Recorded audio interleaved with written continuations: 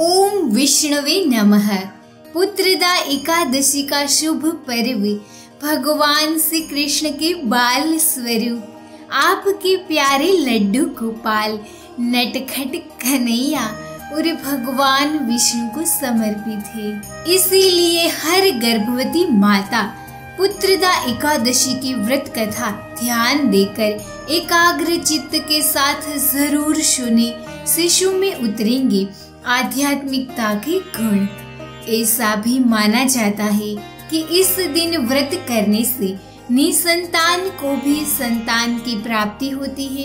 गर्भस्थ शिशु की अच्छी सेहत एवं संतान की लंबी उम्र होती है।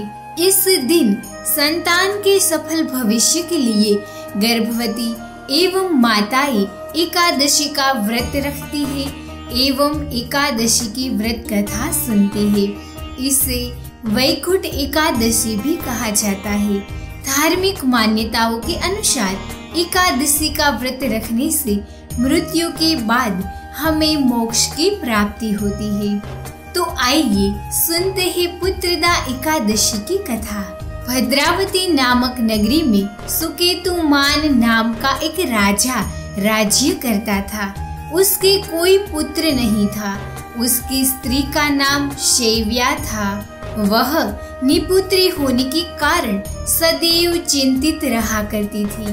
राजा के पितर भी रो रो कर पिंड लिया करते थे और सोचा करते थे कि इसके बाद हमको कौन पिंड देगा। राजा को भाई बांधव धन हाथी घोड़े राज्य और मंत्री इन सब में से किसी से भी संतोष नहीं होता था। वह सदैव यही विचार करता था कि मेरे मरने के बाद मुझको कौन पिंडदान करेगा। बिना पुत्र के पितरों और देवताओं का ऋण मैं कैसे चुका सकूंगा। जिस घर में पुत्र न हो उस घर में सदैव अंधेरा ही रहता है। इसीलिए पुत्र उत्पत्ति के लिए अवश्य प्रयत्न करना चाहिए। जिस मनुष्य में पुत्र एवं संतान का मुख देखा है वह धन्य है। उसको इस लोक में यश और परलोक में शांति मिलती है, अर्थात उनके दोनों लोक सुधर जाते हैं। पूर्व जन्म के कर्म से ही इस जन्म में संतान की प्राप्ति धन आदि प्राप्त होते हैं। राजा इसी प्रकार रात दिन चिंता में लगा रहता था। एक समय तो राजा ने अपने शरीर को त्याग देने का निश्चय किया, परंतु आत्मघात को महान पाप समझकर उसने ऐसा नहीं किया। एक दिन राजा ऐसा ही विचार करता हुआ अपने घोड़े पर चढ़कर वन को चल दिया तथा पक्षियों और वृक्षों को देखने लगा। उसने देखा कि वन में मृग व्याघ्र सुअर सिंह बंदर सर्प आदि सब भ्रमण कर रहे हैं। हाथी अपने बच्चों और हथीनियों के बीच घूम रहा है।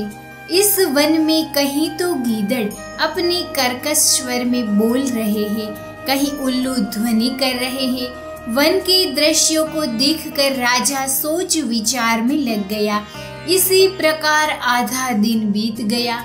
वह सोचने लगा कि मैंने कहीं यज्ञ किए, ब्राह्मणों को स्वादिष्ट भोजन से तृप्त किया, फिर भी मुझको दुख प्राप्त क्यों हुआ। राजा प्यास के मारे अत्यंत दुखी हो गया। पानी की तलाश में इधर उधर फिरने लगा। थोड़ी दूरी पर राजा ने एक सरोवर देखा।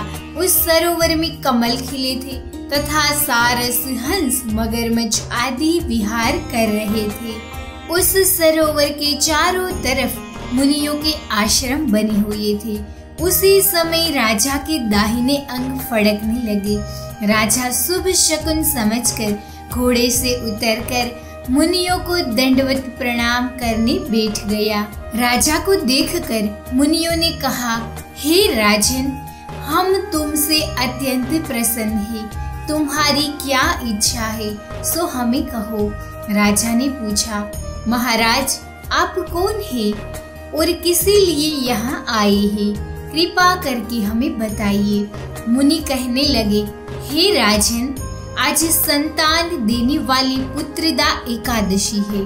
हम लोग विश्व देव है इस सरोवर में स्नान करने के लिए आए हैं। यह सुनकर राजा कहने लगा, महाराज, मेरे भी कोई संतान नहीं है।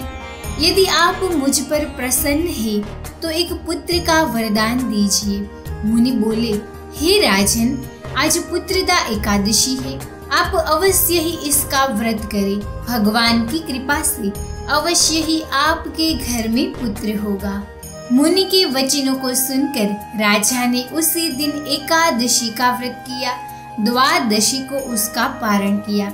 इसके पश्चात मुनियों को प्रणाम करके महल में वापस आ गया। कुछ समय बीतने के बाद रानी ने गर्भ धारण किया। 9 महीने के पश्चात उनके यहाँ एक पुत्र हुआ। वह राजकुमार अत्यंत शूरवीर, यशस्वी और प्रजापालक हुआ।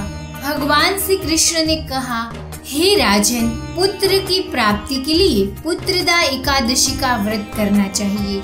जो मनुष्य इस महात्म्य को पढ़ता है या सुनता है, उसे अंत में स्वर्ग की प्राप्ति होती है। आप पुत्रदा एकादशी के दिन संतान गोपाल मंत्र जरूर सुने। इससे आपको बहुत ही लाभ प्रदान होगा। आपका माइंड भी बहुत ही फ्रेश रहेगा। मैंने संतान गोपाल मंत्र की लिंक डिस्क्रिप्शन में दी हुई है, जरूर सुनिए। आज एकादशी के दिन श्री हरि विष्णु के मंत्र का जाप भी जरूर करें, जिसके लिंक मैंने डिस्क्रिप्शन में दी हुई है। जरूर सुनिए। धन्यवाद।